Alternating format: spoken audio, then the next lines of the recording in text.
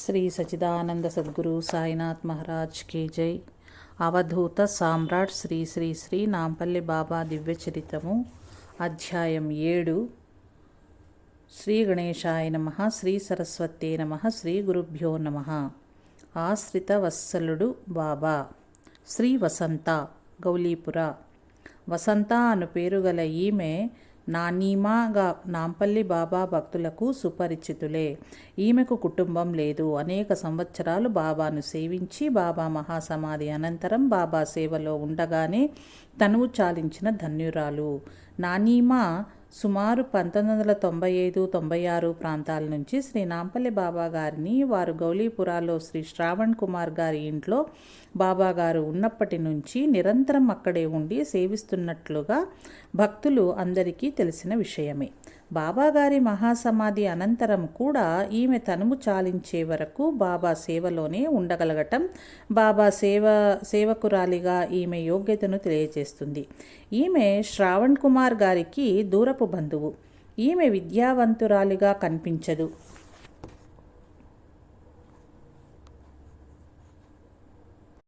అందుకేనేమో విద్యావంతులు ప్రవర్తించినట్టుగా ప్రవర్తన ఏమీ కనిపించక బాబా సేవయే జీవిత పరమావధిగా భావించినట్టుగా తోస్తుంది.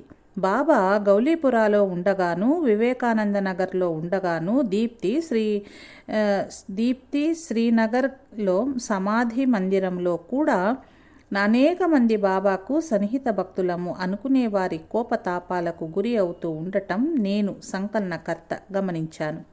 ఆయా సందర్భాలలో తాత్కాలికంగా ఆమె కొంత వ్యధ చెందినట్లు కనిపించినా బాబా సేవ నుండి మాత్రం దూరం కాలేదు.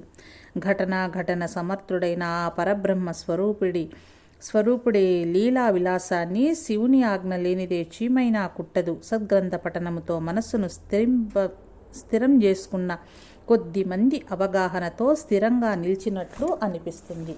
కానీ అటువంటిది ఏమీ లేని నానీమా తనకు ఎదురయ్యే అనేక ఒత్తిడులను తట్టుకుంటూ బాబా సేవలో కొనసాగటం ఆమె యొక్క పూర్వజన్మ సంస్కార బలాన్ని, తదనుగుణంగా ఆమె పట్ల బాబా వాత్సల్యాన్ని సూచిస్తున్నాయి కదూ.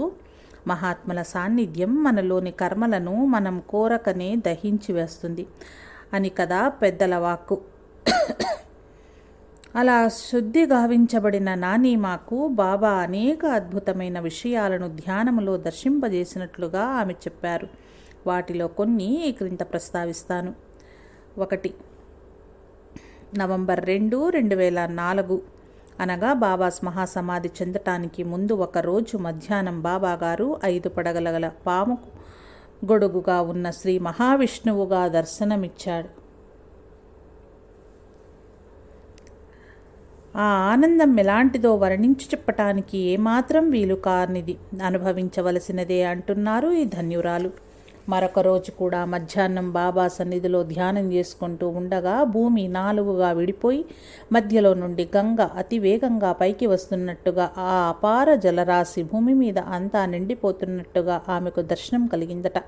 తర్వాత కొద్ది రోజులకు శ్రీలంకలో సునామీ వచ్చి అలాగే జరిగిందట. దీనిని బట్టి బాబాగారు రాబోయే ఉపద్రవాలను కొందరు సన్నిహిత భక్తులకు ముందుగానే తెలియజేసినట్టు తెలుస్తుంది. ఒకరోజు రాత్రి ఈమెకు స్వప్నంలో బాబా కనిపించి తొందరగా లేచి నేను ఉండగానే జపం చేసుకో, నేను వెళ్ళిపోతే మళ్ళీ రాను అని అన్నారట. ఈపై సంఘటన సంశయాత్మకులైన అనేక మంది భక్తులకు సమాధానంగా తోస్తుంది. ఈ సంశయాత్మకులైన భక్తులు సత్యాన్ని అవగాహన చేసుకునే యత్నం చేయకుండా తమ భావాలను ప్రజలపై రుద్ది ఆధ్యాత్మికతలో అప్పుడప్పుడు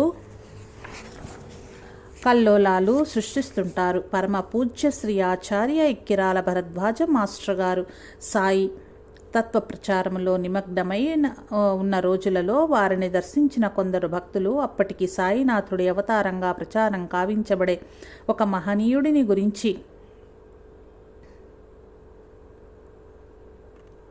ఆ మహనీయుడు కూడా తానే సాయి అవతారాన్ని అని తన భక్తులకు చెప్పటం, షిరిడి సంస్థానం తనకు అప్పగించాలని, దాన్ని ఇంకా అభివృద్ధి చేస్తానని అంటున్నట్లుగా భక్తుల మధ్య వినవస్తూ ఉంటుంది. ఆయన నిజంగా సాయినాథుడి అవతారమేనా అని తరచూ ప్రశ్నించేవారట. అలా ప్రశ్నించిన వారికి జీవన్ముక్తి సాధించి విశ్వచైతన్యంలో లీనమైపోయిన తరువాత ఏ మహనీయుడు తిరిగి మళ్ళీ జన్మకు రాడు. కాబట్టి మీరు అనుకున్నట్లుగా ఆయన సాయినాథుడి అవతారం అవ్వటానికి ఎట్టి పరిస్థితుల్లోనూ వీలు లేదు అని ఖచ్చితంగా చెప్పి ఆ సదరు మహనీయుడు భక్తుల అనుగ్రహానికి గురి కావలసి వచ్చినట్టుగా శ్రీ మాస్టర్ గారి సన్నిహిత భక్తుల ద్వారా వినటం జరిగింది.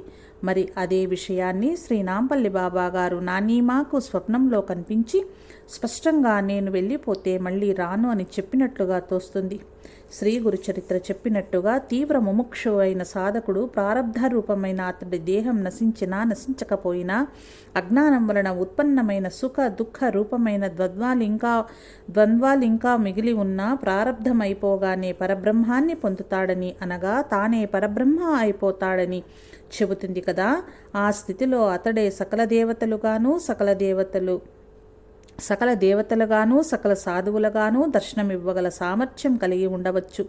అంతేకాని ఆయనయే అంతకుముందు తరించిన మహనీయుడి అవతారం కాదని కదా పైన మహనీయులు చెప్పిన మాట తెలియచేస్తుంది. అదేవిధంగా శ్రీ సాయినాథుల వారు కూడా అక్కల్కోట స్వామి మహాసమాధి చెందాక శోకిస్తున్న భక్తులతో ఆ స్వామి ఇప్పుడు నా రూపంలో ఉన్నారు అంటారు, కానీ ఆయన అవతారాన్ని నేను అని అనరు. ఎందువల్లనంటే భక్తుల పరిపాకాన్ని అనుసరించి వారిని భక్తి మార్గంలోకి మళ్లించటానికి పూర్ణ అద్వైత స్థితిని సాధించిన మహనీయులు తగు నిదర్శనాలు ఆ సదరు భక్తులకే ఇచ్చినట్లు తోస్తుంది. కానీ తన గొప్పతనాన్ని చాటుకోవటానికి ప్రజలందరి ముందు నేనే సాయినాథుని అవతారాన్ని అంటూ ప్రకటించిన సందర్భాలు నిజమైన మహనీయుల జీవితాలలో ఎక్కడా ఉన్నట్టు కనిపించవు.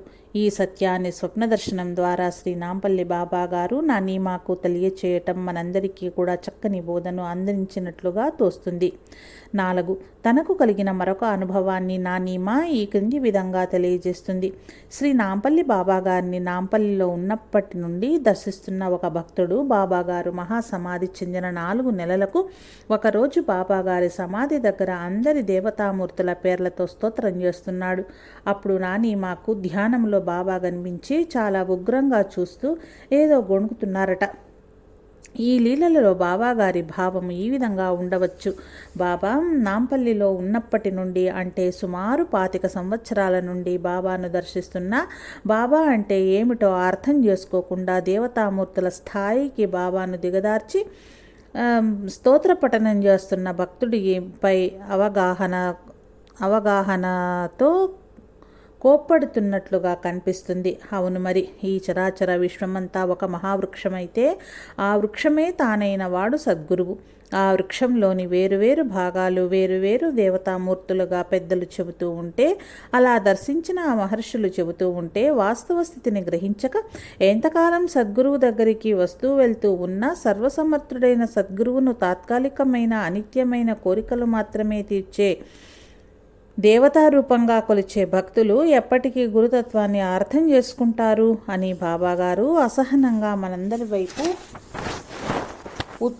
ఉగ్రంగా చూస్తున్నట్లుగా తోస్తుంది. ఏది ఏమైనా నానీమా అపారమైన పుణ్యఫలంతో బాబాను ఆంటిపెట్టుకుని మహాసమాధి పర్యంతరము సేవించి ఉత్తమగతిని పొంది ఉంటారని భావించటం అతిశయోక్తి కాదేమో.